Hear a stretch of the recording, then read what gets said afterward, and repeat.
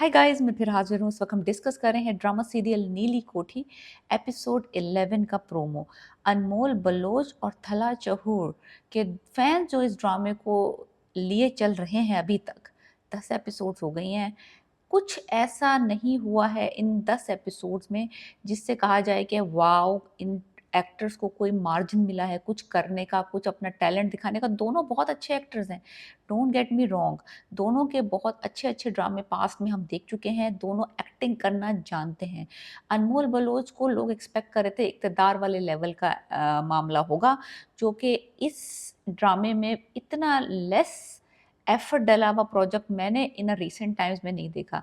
Writing is poor, direction is poor, production is poor, acting skills are below average, situations कोई ख़ास नहीं है, कोई प्लॉट ट्विस्ट नहीं है, कोई स्टोरी में दम नहीं है। लाइक लिटरली मज़ाक लग रहा है कि किसी ने बस किसी के पास कुछ फारिग टाइम था और उन्होंने कहा चलो इस स्लॉट को भरना है, चलो इन 2 एक्टर्स को लेके इस स्लॉट में ये ड्रामा डाल देते हैं।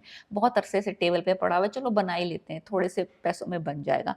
तो एनीवेज़, अब कहानी यहाँ तक पहुँची है कि ज़ारा और ज़ैद की थोड़ी-थोड़ी अंडरस्टैंडिंग होना शुरू हुई है।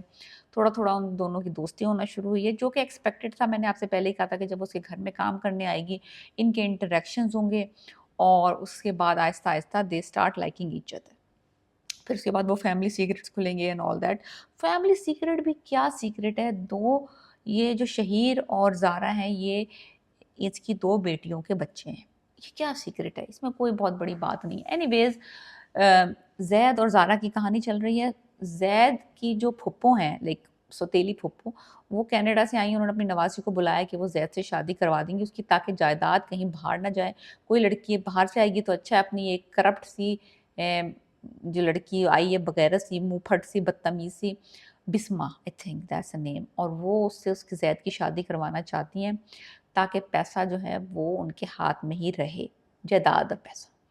एनीवेज़, उनकी ये कोशिश है। अब उनकी आँख में खटक रही है ज़ारा, जो कि आती है नीलोफ़र की एज़ अ एडिटर हुआ, उसकी राइटिंग में मदद करती है, जो आर्टिकल्स वो लिखती है। तो उन्होंने कहा कि इस लड़की से कैसे गेट रिड किया जाए। वो वाली तो चली गई, वो जो पहले जिससे निकाह हो रहा था, उसके साथ तो मामला ख़त्म हो गया। अब ये लड़की जो रोज़ाना आ रही है, ये ना हो कि ये ज़ैद की दिल में अपनी जगह बना ले। इसने 2-3 दफ़ा उसको देखा फूप्पो ने, उनको ज़रा कंफर्टेबल सा, उनको ज़रा कोज़ी सा, तो इसको ये खटक रही है लड़की ज़ारा।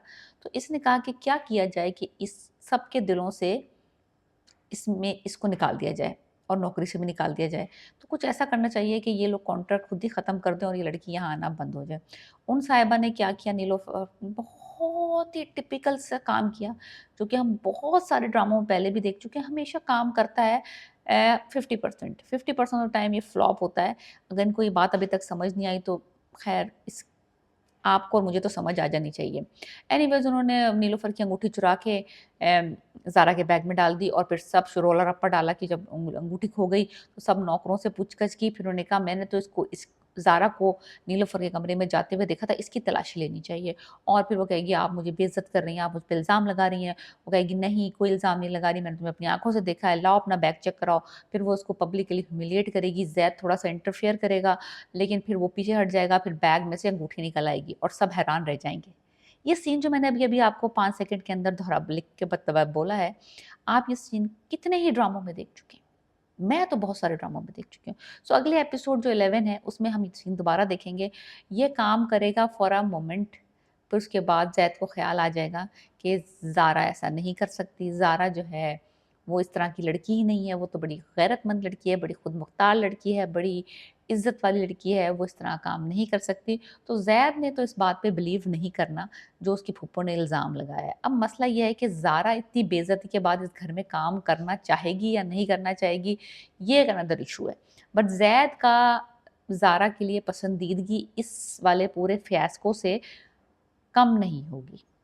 एनीवेज़, सो ये फ्लॉप आइडिया था, फूफो को कुछ और सोचना चाहिए और कोई ज़हरीला-सा प्लान सोचना चाहिए था ज़ारा को अपने रास्ते से हटाने का। But anyways, I am telling you कि इस ड्रामे में एफर्ट जो है वो मिनिमल डला हुआ है।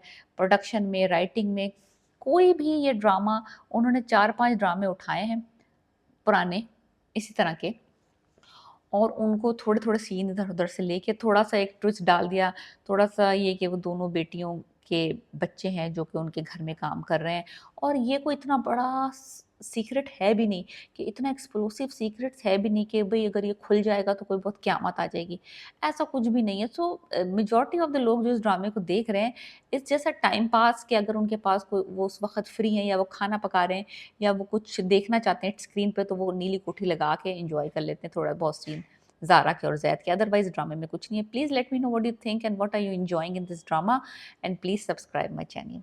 पीस।